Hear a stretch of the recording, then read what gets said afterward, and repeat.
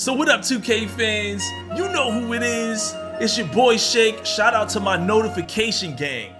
Without you guys showing that support, being here early, it motivates me, keeps me on point, makes me want to do these videos, man. So big shout out to you guys. In fact, real soon, I'm gonna try to put up some ways for you guys to win some prizes, man. Like the first 100 people on the channel to comment and to leave a like or send me messages over Twitter that you were some of the first people on the videos. You guys are going to be the first ones to have an opportunity to win some giveaways. So we got a few things to discuss today, man. As expected, 2K is going to be releasing a new version of NBA 2K18, the cover, with Kyrie in a Boston Celtics jersey. I know some of you guys don't really care about that, but it does make sense for them to, you know, have their cover athlete in the correct jersey. Otherwise, it just looks silly. Around 30 minutes after my video went up yesterday, I saw this article. It popped up in my timeline, so it's obvious that they're on top of things. Also, 2K released Kobe Bryant's all-time team overall at a 98. Now, this lets us know something. Michael Jordan's rating has always been, or his best rating has been, a 99,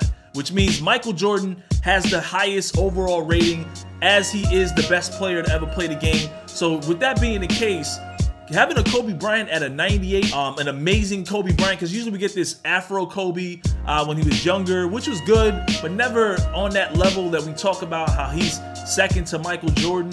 And now we have that. No matter how you look at it, that all-time team Lakers is so stacked. And it's because it's LA. Everybody wants to go play in LA. I don't blame them. And even if they are the best all-time team, probably, it's going to be a lot of fun to go up against them. And if you guys want to get an early test on some of these all-time teams, definitely go to create a roster.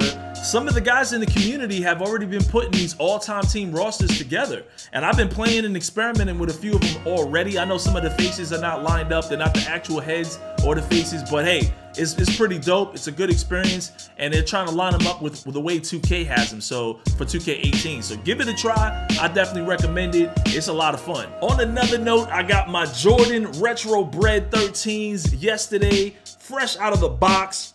Still got that fresh sneaker smell. Check them out up close real quick. They look pretty tight. I don't know if this janky ass camera will show you the 23, but these are pretty fly. Quick story about these kicks. I actually purchased these years ago before I went into the military, and I was just like working at my first couple jobs. I was in process for getting a job at Sports Authority, and it's crazy. I bought these and I went into the military, man, and God bless them, my brothers. I got 3 younger brothers. These guys were wearing my sneakers, man, and they probably bust them up. I came home looking for them. They couldn't find them. Either they couldn't find them or they was too bad to show them to me. So it feels really good to get these back in my hands. And one more thing, I don't buy sneakers just to buy them, man. I'm not some kind of sneakerhead that just buys sneakers. I actually buy them on credit, and I pay them off the very next month. And I increase my credit score by doing it. So that's just one of the tactics that a lot of people are unaware of. Some people are just very materialistic, just buying them just to have them. I actually buy them on credit, and in the last year, I raised my credit about 80 points. So who would have thought some kid from the streets could raise his credit just buying Jordans? Definitely put some of that to use. And for the main topic of this discussion, I have been invited once again to play NBA 2K18 early in New York City. And yes, I feel more blessed than ever, man. You guys have always been supporting me, always making sure that you know, as an influencer, that the 2K dev teams, that the whatever dev team you guys want me to voice my opinion to, because you know I'm speaking on your behalf and I have your interest in mind when I'm out there. This is my 7th time going to a community event. I've been going since 2012. I feel like I should already be on the 2K roster or some payroll or something. I'm not. But I guess those top 10 what the Fs, these breakdowns, these top 10 things we don't want to see in the next 2K are really paying off, man. And as long as we keep it professional and give an honest opinion, I think they respect that, and so they have your boy going out there again. Quite a few things to look for. As always, I don't just go out there just to play the game and get excited and just be like, oh my God, this is a great game.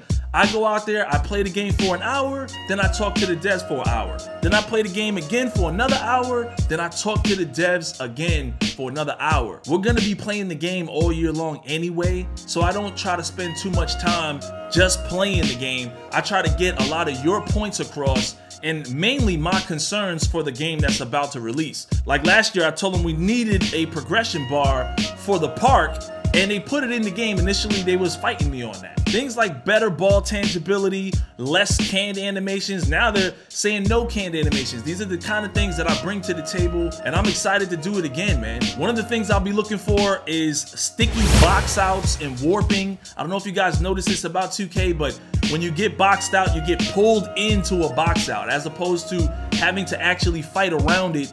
If you play games like Madden 18 and you're rushing through the line, you don't get sucked into blocking as much as you do in 2K. Once that box out animation comes, you get pulled into it. Reduced speed on fast breaks. A lot of times in transition, when you get a steal and you throw it down to the guy that's running down court, he gets slowed down because of the pass animation, and it allows the defense, especially the AI, to catch up to you. I want to give a huge shout out to my man Gideon Prime. Been in the game since the beginning when YouTube was just a baby. I used to just watch his big finger on screen pointing at stuff. He had a lot of good points, and he's still on that grind talking about the things that 2K has to address. The play again feature on the walk-on was broken. Sometimes it doesn't even appear, especially on Xbox after a game. The push Y or triangle on PlayStation, it doesn't even show up. It just disappears, and you have to go back to your MyCourt and then load back into the Pro-Am. It's just a problem. These kind of things need to be looked at too. Heck, just getting friends into the walk-on the Xbox was horrible this year. I heard it was better on the PS4, but a lot of guys on PS4 were complaining too. You had to stand over at the door. People had to meet up at the park in order to make the walk-on work. And you know why we play the walk-on? Because if you play Pro-Am with your custom courts, you don't get a chance to rank up. At least the JRC in 2K15, you could rank up when you play JRC 5v5, and that's what we really want. If too many people join my MyCourt, I can't make anybody leave. So then we're stuck, and I have to leave my MyCourt, go through some loading screens again to load back into my MyCourt, and try to let the certain amount of people get in. Sometimes people just randomly join, and I know you can lock your MyCourt so that doesn't happen, but we should be able to have the power to control the amount of people that's in your MyCourt, if that's even a thing in 2K18. Slow, predictable inbound passing. Did you guys realize that towards the end of 2K17, you could deflect almost every inbound pass in a walk-on game? I want to see those dynamic dunk animations. I want to see more posterizers and dunk animations that don't necessarily happen over and over. You guys used to send me the Spider-Man 360 posterizer from a playmaker.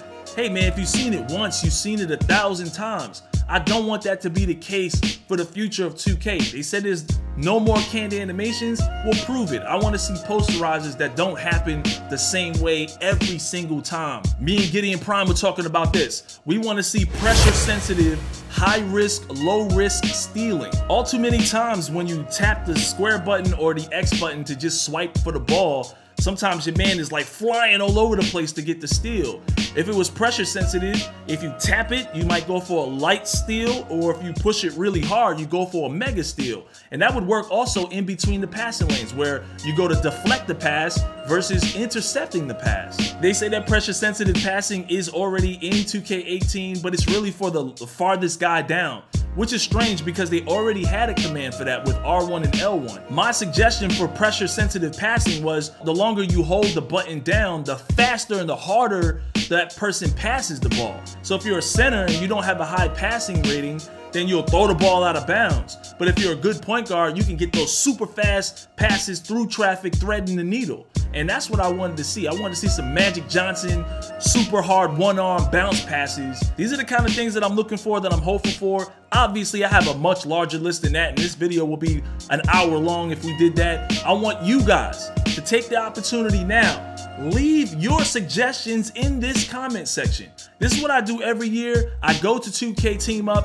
I literally highlight your comments. I scroll through them in between games, and I say, oh yeah, this is a good question. And I take your question and I ask the dev face to face. And usually it's Mike Wang, Zach Timmerman, Jerson Sapita, Rob Jones, my man Sean, all these good, awesome guys that work directly on the game. These guys, they know me when they see me. They know I'm coming with the questions. They know I'm asking for that legit breakdown. And I'm really gonna bring the heat this year because 2K17 had a lot of promise, but it also had a lot of setbacks. And none of us want that to be the case for 2K18. We always believe it's gonna be a good game or better than the previous year.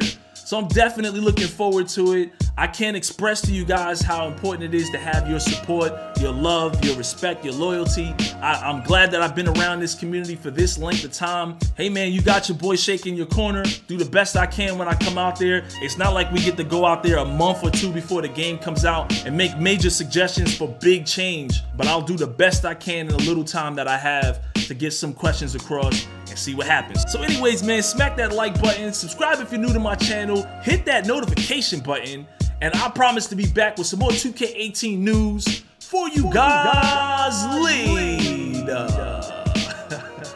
Peace.